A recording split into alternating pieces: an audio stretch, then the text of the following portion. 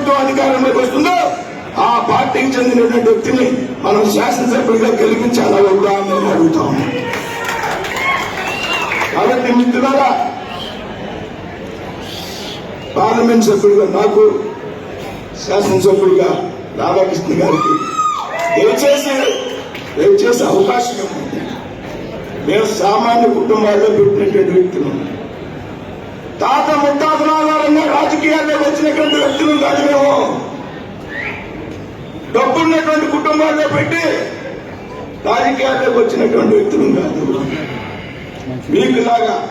మీకులాగా చిన్న కుటుంబాల్లో పుట్టి జెండాలు భుజాలు మోసి కార్యకర్తల యొక్క కష్టాలు తెలిసినటువంటి వ్యక్తులు మేము అనేటువంటి విషయాన్ని సందర్భంగా చెప్తున్నాం. మమ్మల్ని గెలిపించండి, మీకు అండగా ఉంటాం, మీకు భరోసాగా ఉంటాం.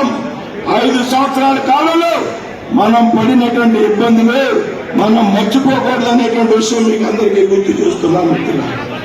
మనం రిటర్న్ గిఫ్ట్ ఇవ్వాల్సినటువంటి అవసరం ఉందా లేదా అని అడుగుతున్నా.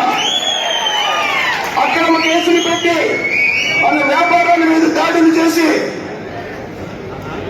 మన సర్వనాశనం చేసినటువంటి శక్తులు ఏవైతున్నాయో వారందరికీ జూన్ 4 తర్వాత పెద్ద ఎత్తున రిటర్న్ గిఫ్ట్ ఇవ్వడానికి మనం అంతా సిద్ధంగా ఉన్నారని ఈ సందర్భంగా విజ్ఞప్తి చేస్తూ సెలవు తీసుకున్నాను. జై హింద్, జై భారత్.